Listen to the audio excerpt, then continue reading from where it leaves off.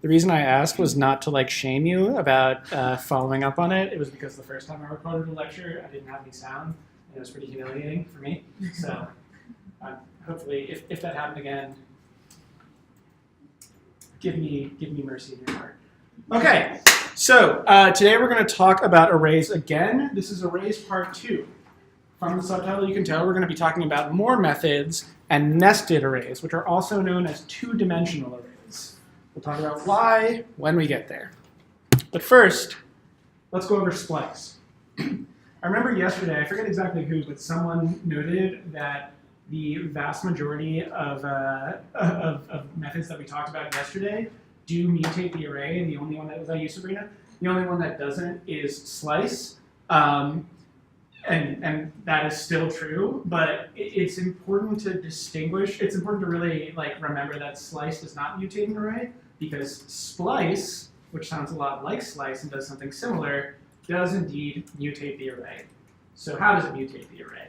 Well, it's used to add or remove. I can't read. Sorry, I'm just noticing that the word is going off. Sorry about that. Splice is used to add or remove elements from the middle of an array.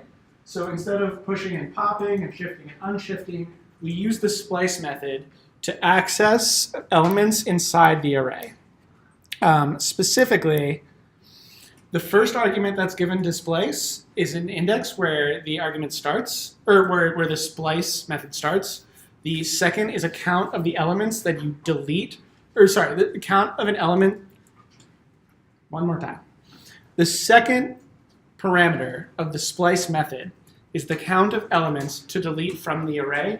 Sorry, there's a typo there on the thing. It's to delete from the array, starting at the provided index, the index provided as the first parameter.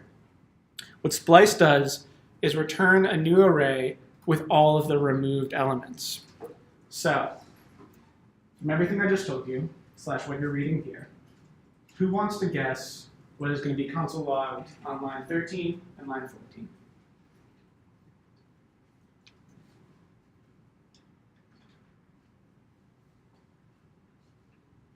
Really? I'll take a shot. Do it. I think John is the only one that gets taken out. Okay. For instance, it starts at the first index. At the number 1 index, I mean. Yeah. The second one, and then it takes off just one, which is that one. Okay. So what's this going to be? Console.log names would be George and Thomas. Mm-hmm. What The others? last one would be just John. Very nice. Seriously, splice is a little hard to get your head around, but yeah, it returns the thing that we removed, or the element that we removed. If we removed more than one element, then it would return more than one element.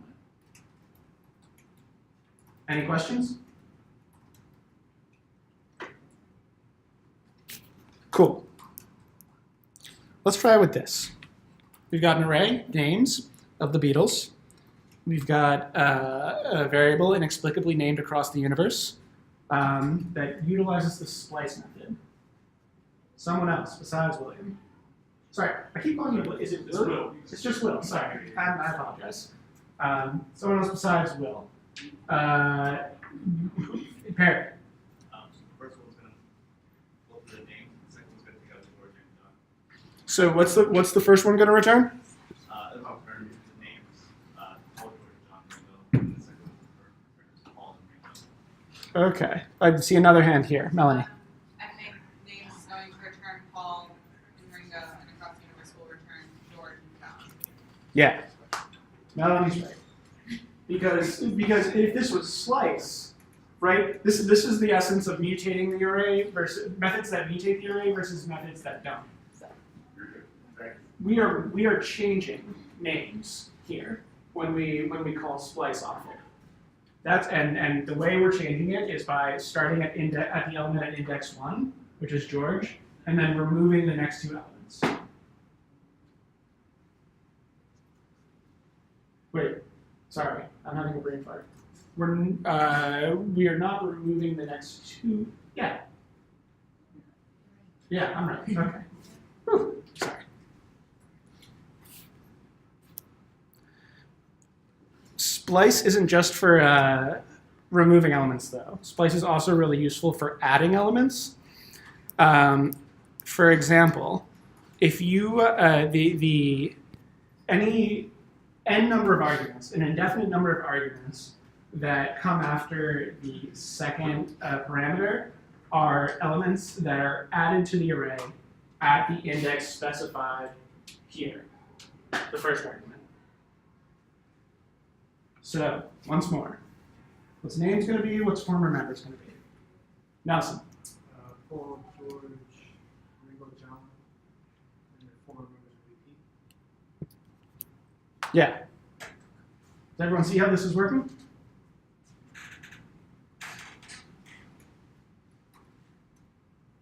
Okay.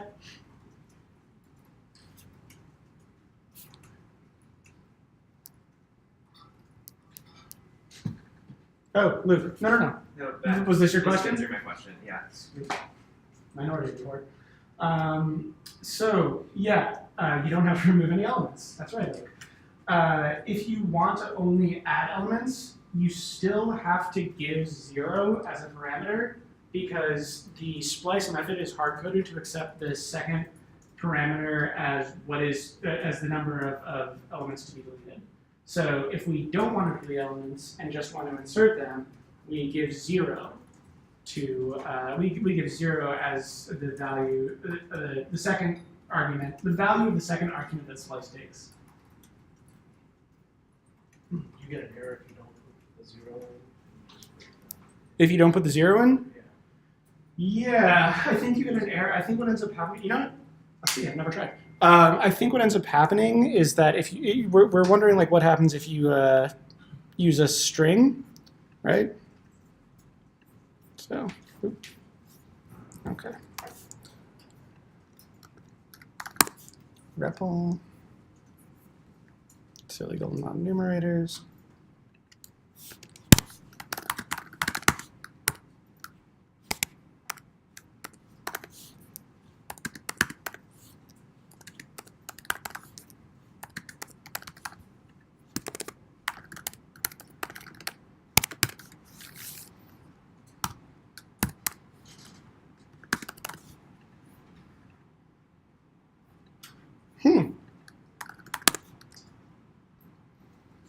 Yeah, it doesn't throw an error, but it doesn't return anything because obviously a lot is not an index and it doesn't get added either.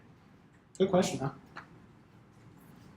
And in a way, that's actually annoying because like this is an example of how sometimes you can like JavaScript will not notify you that you've done something wrong. Occasionally we're lucky and a big red error gets thrown and you know that you're doing something wrong.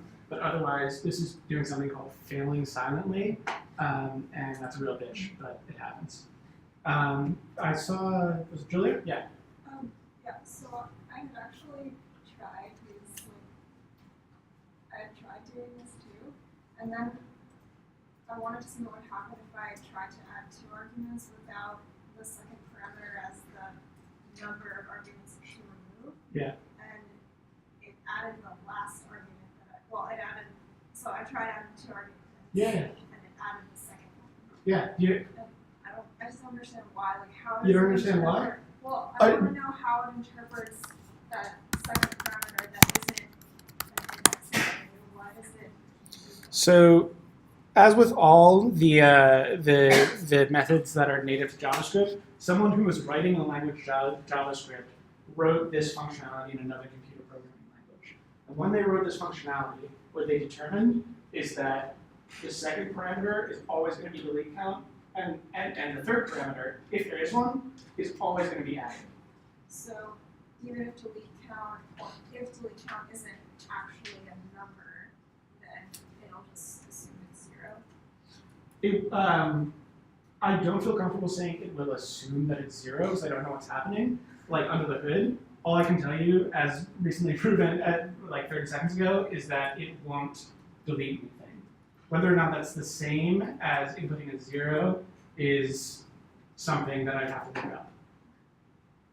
But what you're illustrating here that's also important is that the third parameter is always the thing. Like when there's a third parameter or a fourth, fifth, sixth, whatever, those get tagged on after the index specified in the first parameter.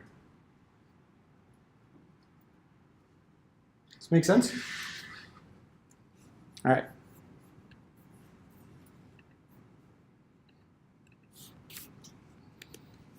You don't have to remove elements. Yeah, we talked about that. All right. Now we can move on to the join method. The join method, in a lot of ways, is like the inverse to split, which we utilized when we were working with strings. What it does is concatenate the elements of an array into a string. The original array is not changed. So that magic word mutate, does it apply here or not? Just vocalize what you're nodding. No, it does not. Excellent. Thank you, Eve. It does not. So, knowing that, another round of what do these console logs print?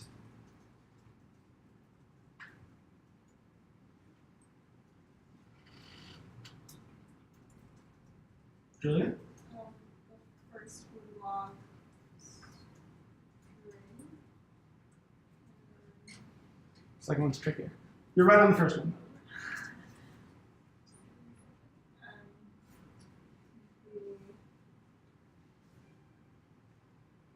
The second one would log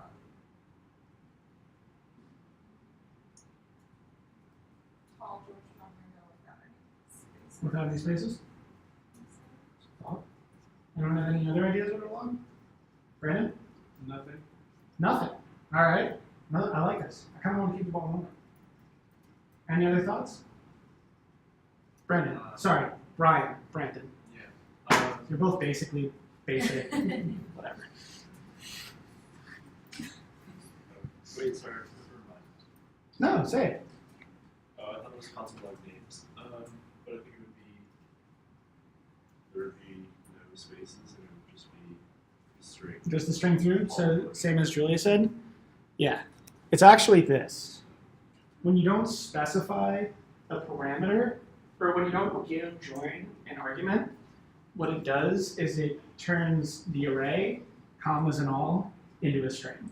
So you wind up getting no spaces, but element, comma, element, comma, element, comma.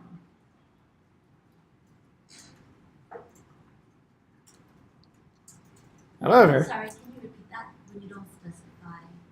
yeah, the next slide we're gonna, but you see how join is a method, a function, or a function behaving type thing that we're invoking. We have these two parentheses, but we're not passing any values into these parentheses.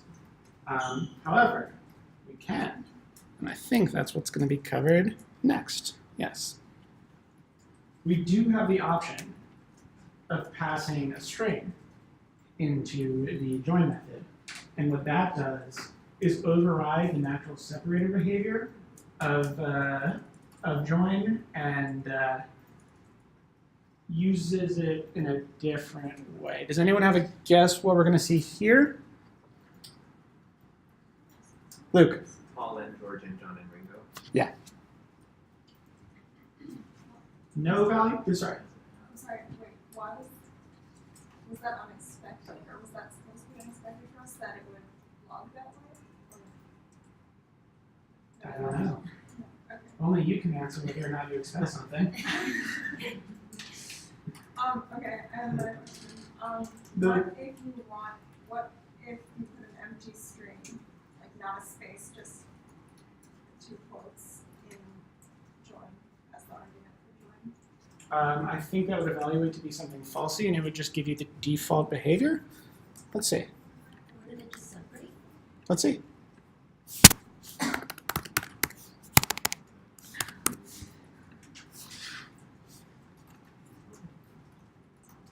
Oh, weird. That's so bizarre. You see what's happening No, here? I think there's space in front of I. Oh, that's why. Yeah. Thank you.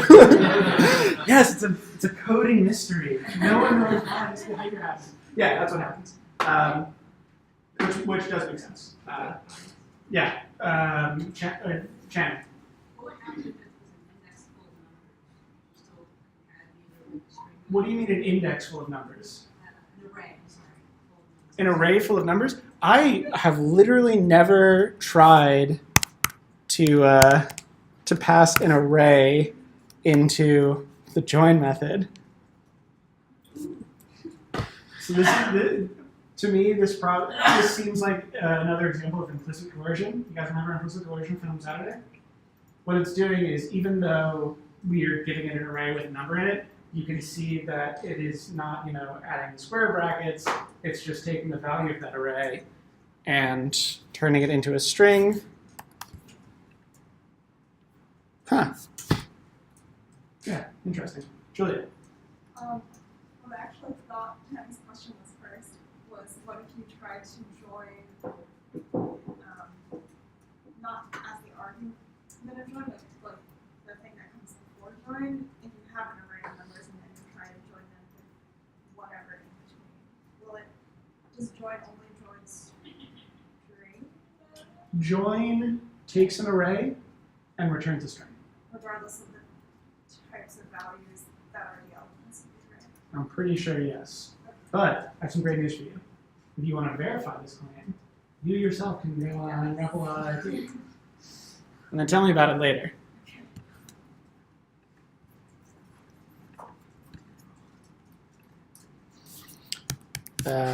I've accidentally changed the title to Q. Sorry. Yes, George and Paul and John and Ringo. The concat method, another method we're going to talk about, and another method that you'll often find yourself using. What concat does is merge two or more arrays into one. It returns a new array and does not change, does not mutate the array on which it was called. So, you know what I'm going to ask. What is lol together now, and what is older after we run this code?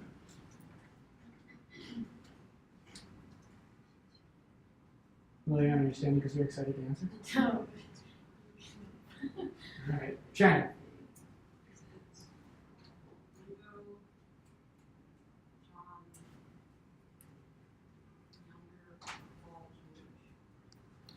Ringo, John, younger Paul, George. So let's just take a look at literally, we'll walk through this together. Concat, which is what we're calling here, merges two arrays into one array. And it does not change the array that's called off. So on line 11, we're logging all together now. All together now is going to be the result of our concat method. What does our concat method do? Just read this line. Exactly. So when you are merging the elements of two arrays, you can expect how many arrays? One. And it's just going to be all the elements of both arrays, right? Yeah. Now, what about older? Ajay. Older would be the same Ringo and John. The same Ringo and John? Older is going to be Ringo and John. Yeah. No, sorry, the same Ringo and John. Yes. Yeah, no, little brain fart. Let's go brain fart. Sabrina, you're right, obviously. I was just itching my ear, but yeah. Oh, sorry. That's fine. I've got like trigger finger on hand raises. If you were to, say you were going to a function or something, could you do older equals older dash concat younger? Like, is there any way? Yeah. If you did older equals older dot concat younger, you would be assigning a new value to the variable older. The value you would be assigning is the result of older concat younger, which is what you see on the top there. It just doesn't do it by default. Right. That was a head scratch? Sweet. I'm going to get better by the end. I'm like a very nervous person, so. What's that? Please don't police your actions based on my neuroses. Okay, let's talk about nested arrays now. So I mentioned earlier, or I think yesterday, I mentioned that one of the cool things about arrays in JavaScript that doesn't happen in every other language necessarily is that it can have any type of value. So your first element can be a string, your second element can be a boolean, your third element can be null, your fourth element can be a value or a variable that has the value of a function. Go crazy. So consequentially, what that means is that an array, which is a value in JavaScript, can be an element can be the element's value inside an array. When that happens, we have nested arrays, which are often called two-dimensional arrays. What that means is that you have all the same functionality when you access the value of an array inside an array that you would for any other array. So we have we're using I don't want to call it double bracket notation. That's not a real thing. No one talks about double bracket notation, but all we're doing here is we're accessing the first index, or the value at the first index of the array, which is itself in an array, the New York Chicago array. And then once we have that, we're accessing the 0th index, the string New York. Any questions about what you're seeing here? Excellent. Excuse me. So let's talk about looping through nested arrays. And specifically, how we can how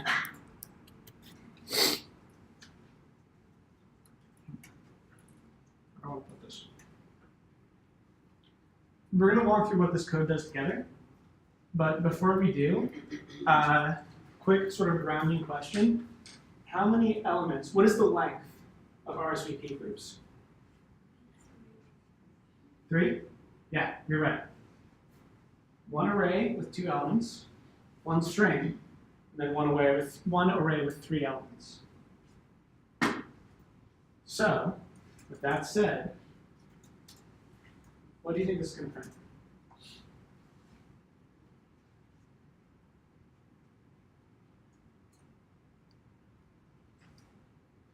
Julia,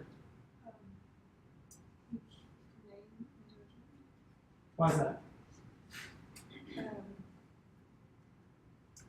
Because in the if statement, you're saying to log that if an element in RSVP groups is an array, you would go into that array and take the elements of that inner array and log each of them. How are you taking? You're right, but I'm going to press you a little farther just because I'm mean. How are you? When you say go into it, what do you mean? Iterate through it. Yeah, another for loop. You're right. Yeah.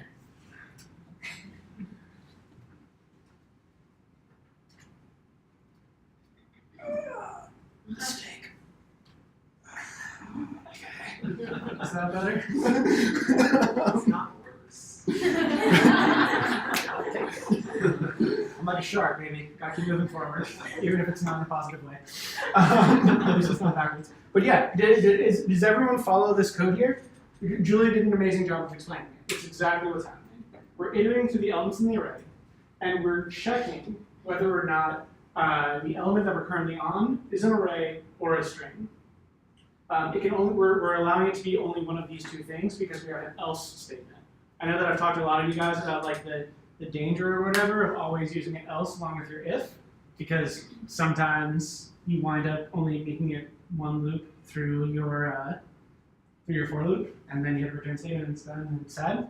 But because we're only console logging here, we're able to make it all the way through the loop, and conditionally logging it if it's a string, or diving one level deeper, as Julia aptly put it, and iterating through the array that we found on our previous iteration. Question? Sorry, it's like a really stupid question. No, come on, It it's not. doesn't say the names in like one row. The reason it doesn't say the names in one row is because every, it has to do with the, imagine a for loop as executing multiple times. So if, yeah? Like one by one? Yeah, exactly. So the same way that if we did like console, I can't type at the worst moments.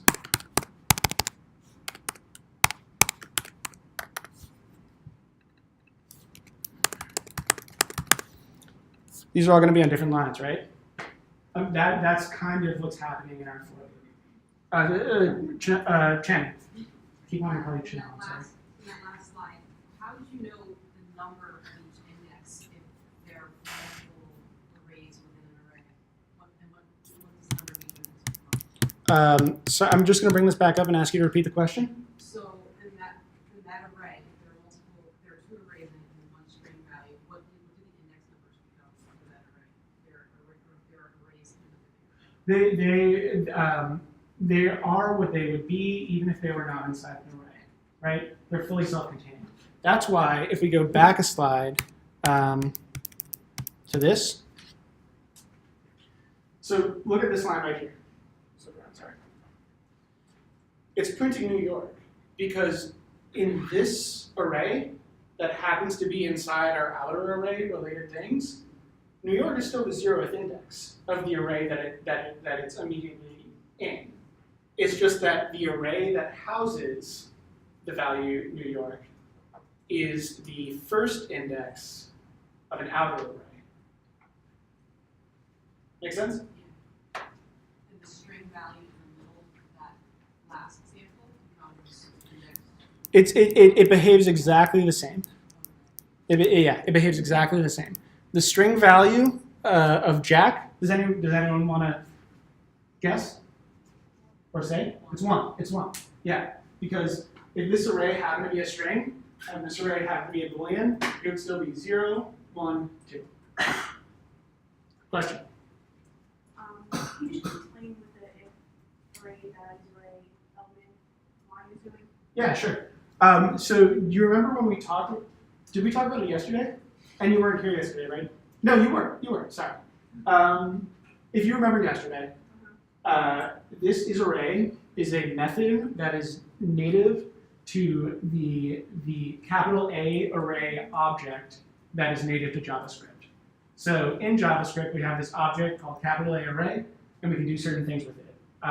Or we can call certain methods off of it. One of the methods we can call isArray checks to see whether or not the thing you pass into it, which in this case is the element, the element that we're currently iterating through in like the outer array, is itself in an array. Okay. You were stringing with both of that. Exactly. And bonus question. Well, sort of a mock bonus question, but what would this log if we use type of instead? Does anyone remember that? Yeah. Object. Yeah. The reason we have to use array.isArray, this specific method, rather than doing type of, which we could do if we were only looking at primitive values, strings, Boolean, whatever, is because an array is an object in JavaScript. It's just a specific type of object. Lillian. Yeah, so why do you use array.isArray versus rsvpgroups.isArray? Or like element in rsvp groups? I don't know. You left it pretty open-ended at the end there? Or Dude, answer the first part. Why is it array.isArray and not rsvpgroups.isArray? I guess that would just be true. I mean, if we did RSVP groups.isArray, is that what you're asking? Because RSVP groups is an example of an array, but examples of an array don't have the same methods that the capital A array global object does. Okay.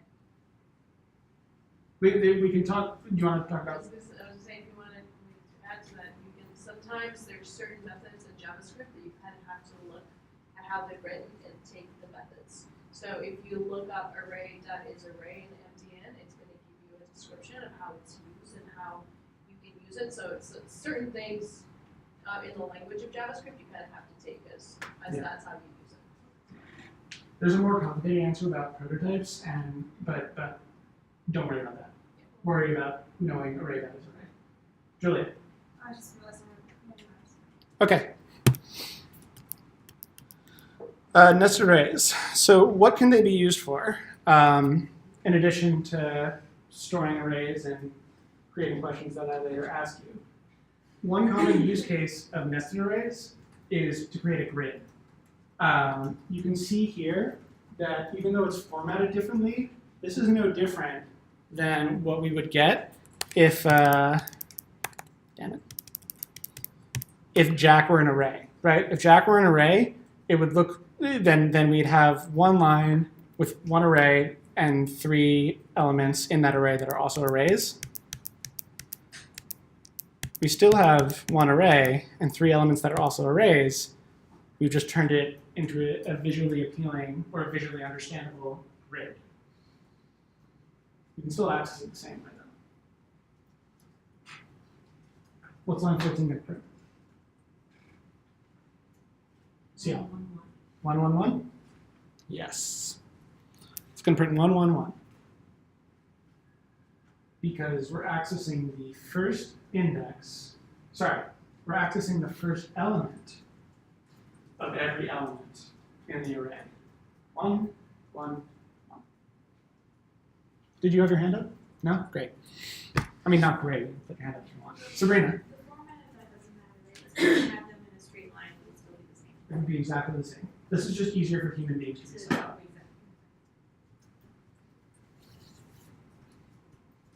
Any other questions about grids?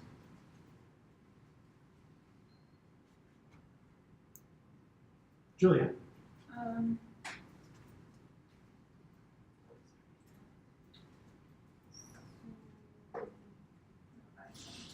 Okay. Tiffany. What's an example of how this would be used?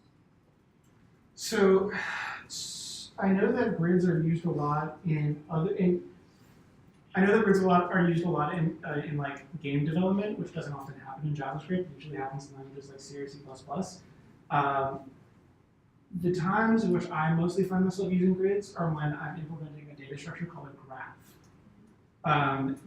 I don't want to go into what a graph is, that's sort of beyond the purview of this course, but the grid allows us to, let's say, let me think for a second on how to explain this. What a tic-tac-toe thing? Yeah, tic-tac-toe is part of it. I was trying to not do tic-tac-toe. The thing that I want to illustrate is that one of the nice things about what arrays give us is a very fast lookup time of elements. So if I wanted to look up the, that's not a really good example. The short answer to your question is that grids are really good for a version of a data structure called a graph that's called an adjacency matrix. And there's other applications as well, but like the less sexy answer is that a lot of algorithms and whiteboarding questions that you will be asked eventually when you interview for software engineering jobs have to do with reasoning about grids and two-dimensional data structures. Also, tic-tac-toe. Very. In the explanation video, Nick goes through this, but he just like a kind of a hard code example, and then kind of stopped like we shouldn't hard code. Is there like a reason why? You shouldn't hard code. You should try to stay with hard code in general. That statement is too ambiguous for me to comment on. Yeah, that's why I didn't understand it. Yeah, I mean, generally speaking, when I'm writing a program, when you're writing a program that other people are going to use, you don't want to hard code data because that obviously restricts what people can use the program for. That is something I feel fairly confident in saying. But if you are trying to, teach people something or learn something yourself, there's nothing wrong with hard coding. In fact, a lot of times when I'm trying to debug something, I will hard code something. Like if I have a function that takes as its input the output of another function, I'll hard code data into that function, that other function, to make sure that, or to help me understand which function is failing. Yeah. Will, did you have a question? I'm just wondering whether the brackets on first column, the outer ones, are completely necessary. The bracket? Yeah, the first brackets. Yeah, because then they are, because then I think you get an error, because JavaScript would, this equal sign is an assignment operator, right? So like, it doesn't look like it does, it just looks like equals whatever, but what would happen is this is like a function is happening, like some sort of computation is happening, and it's expecting to see one of a set number of options, a string, a boolean, an array, whatever. what we'd be giving it is none of those things. Okay. So it'd probably freak out with a type error. Okay. Yeah. Any other questions? We kind of blazed through this lecture. Sorry. Lillian. So, do you use nested arrays for like if you're using a matrix? Yes, exactly. Like an adjacency matrix, Okay, which is a way of representing a graph. right. All right. Any non-graph questions? Any questions about? Or Julia. I don't know if it's a graph question. When practically, as a developer, would you use arrays with more than 2 dimensions? When would you use arrays with more than 2 dimensions? If and ever. Yeah, I mean, again, the short answer is interviews for Full Stack Academy. The long answer is just my tech lead at my job is fond of saying that users are very, very dumb, and you have to construct your programs in a way beyond what you think a logical use case for them would be. So that involves, allowing for an infinite number of arrays as input.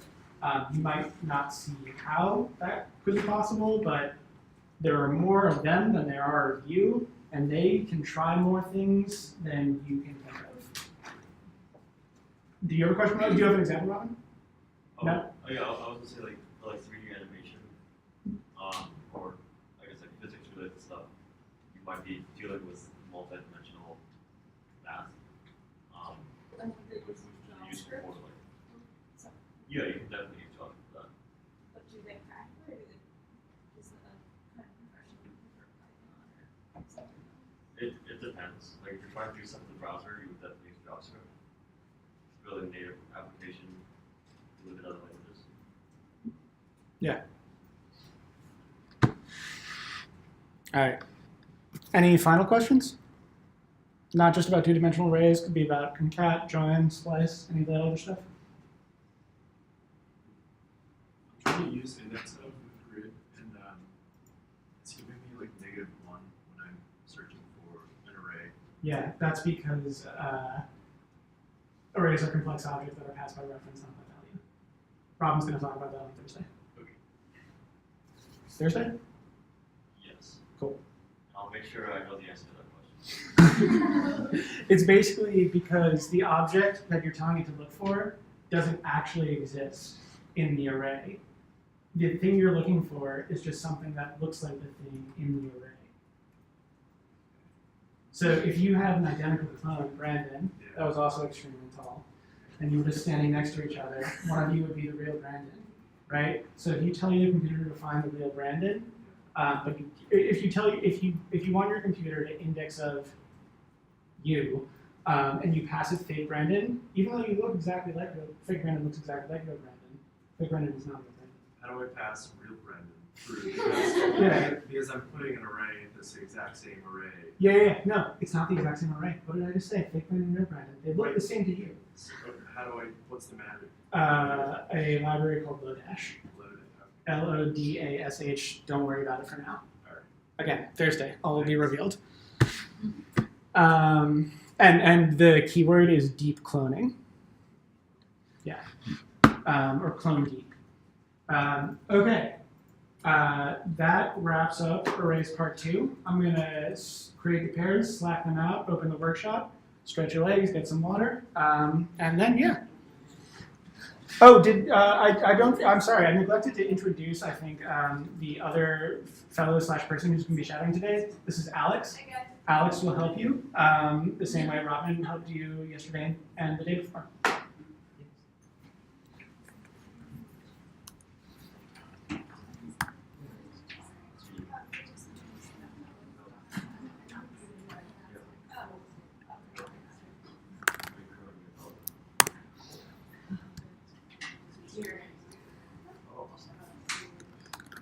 Oh, that's not me. Not me. The other me.